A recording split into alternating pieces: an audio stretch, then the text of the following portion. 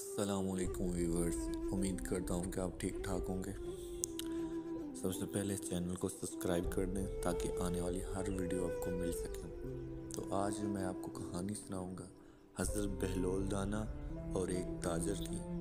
عجیب واقعہ ہے، بہت ہی مزے کا واقعہ ہے، جس میں تاجر ایک ہوٹل سے مرغی کھا لیتا ہے اور پیسے دینا بھول جاتا ہے۔ اگلے سال آتا ہے تو وہ تاجر اس سے 1000 دینار مانگتا ہے۔ یہ دلچسپ واقعہ ہے، پورا سنیے گا اور پلیز چینل کو سبسکرائب کر دیجیے گا۔ ایک قافلے میں ایک دکاندار اور ایک ہندوستانی تاجر لڑ رہے تھے۔ زبردست بحث ہو رہی تھی اور قافلے والوں مسافروں نے پوچھا کیا معاملہ ہے؟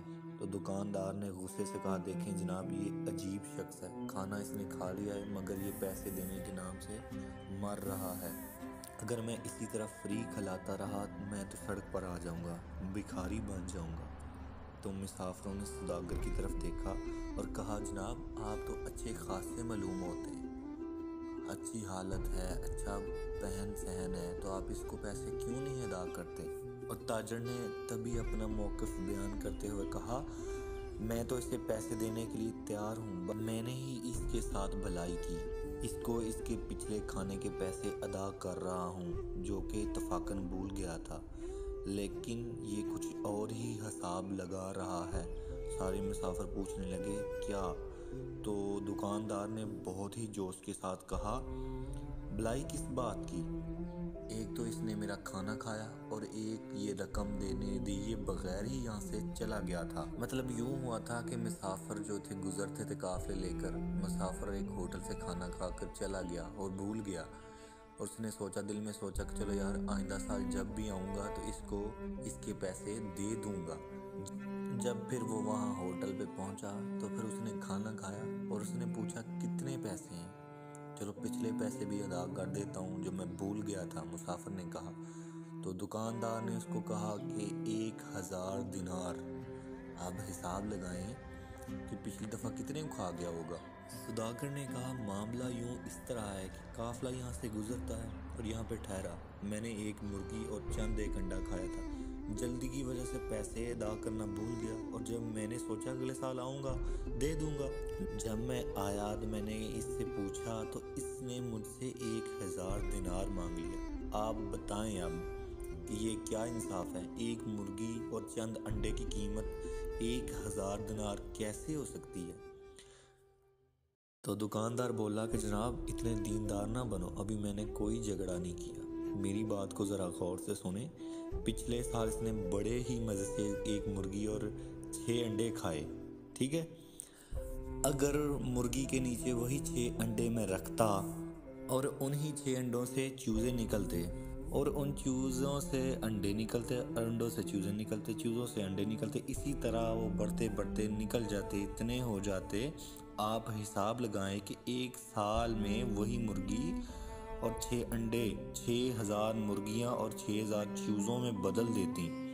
یہ سارا منافع اسی وجہ سے میرے ہاتھ سے نکل گیا کہ یہ حضرت مرغی اور انڈے کھا کر چلے گئے تھے۔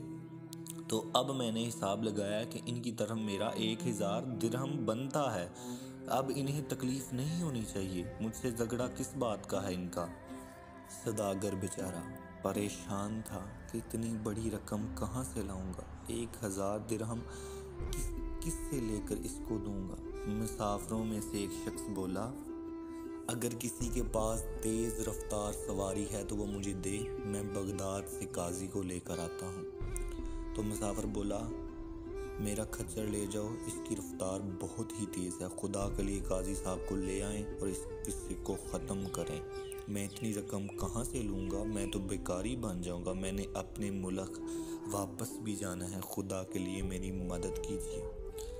یہ شخص جلدی ہی واپس آ گیا مگر قاضی کو ساتھ نہ لے کر آیا۔ اس نے کہا، قاضی صاحب کچھ مصروف ہیں، آدھے گھنٹے تک وعدہ کیا ہے وہ پہنچ جائیں گے۔ لوگ بے چینی کے ساتھ راستہ دیکھ رہے تھے کہ قاضی صاحب کب آئیں گے اور اس سوداگر کی پریشانی کب ختم ہوگی۔ بے چینی بڑھتی گئی۔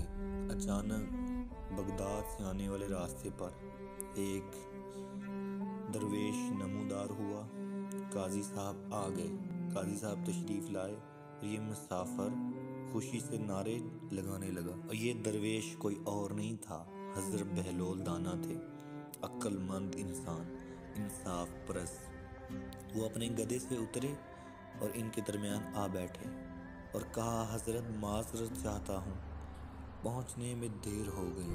مجھے جھگڑے کی اطلاع پہنچ گئی تھی مگر میں جلدی نہ آ سکا۔ اصل میں میں مقدموں کے فیصلوں کے علاوہ کاشتکاری بھی کرتا ہوں۔ جب یہ اطلاع مجھے ملی تب میں اپنے کوہنیوں کے بال ابال رہا تھا، کیونکہ آپ سب لوگ جانتے ہیں جب یہ بیج ابال لیا جائے تو پھر اچھی فصل ہوتی ہے، اس لیے مجھے دیر ہو گئی۔ حضرت بہلول دانا نے کہا، میں ایک دفعہ پھر معافی مانگتا ہوں۔ تو سارے وہاں پہ جو تاجر، مسافر اور دکاندار تھا، ہوٹل والا، اس نے بھی غصہ کیا۔ سب حیران تھے، جناب آپ کیسے قاضی ہیں کہ آپ گوہنیوں کے بال ابال رہے تھے؟ آپ نے مقدمے کا فیصلہ کیا کرنا ہے؟ کیوں نہیں جناب؟ بہلول دانا نے کہا، کیوں نہیں جناب، میں مقدمے کا فیصلہ بالکل درست کروں گا انشاءاللہ۔ آپ کی توجہ میری کوہنیوں کے بالوں کی طرف کیوں ہے؟ حضرت بہلول دانا نے کہا کہ آپ کے وہاں تو بونی ہوئی مرغی بھی انڈے دے رہی ہے اور وہاں سے بھی بچے نکل رہے ہیں، چوزے نکل رہے ہیں، تو میں اپنی کوہنیوں کے بال کیوں نہیں اگا سکتا؟ اگر آپ کی مرغی، بنی ہوئی مرغی انڈے دے سکتی ہے، ان میں سے چوزے نکل سکتے ہیں، تو میں ایسا کام کیوں نہیں کر سکتا؟ پھر لوگ چونک گئے اور وہ بزرگ کی دانائی اور عقل مندی پر شاہ کر رہے تھے کہ واہ کیا سمجھداری ہے۔ پھر وہ دکاندار بھی شرمندہ ہو گیا اور کہا، سبحان اللہ، حضرت آپ نے فیصلہ ہی کر دیا۔ حضرت بہلول دانا نے جواب دیا، نہیں، ابھی فیصلہ ہونا باقی ہے۔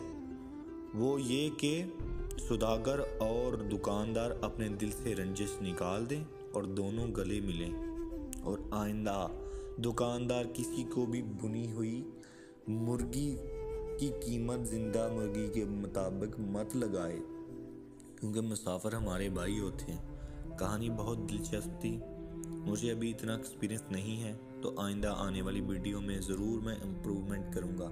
تھینک یو سو مچ، اس چینل کو سبسکرائب کریں۔ شکریہ۔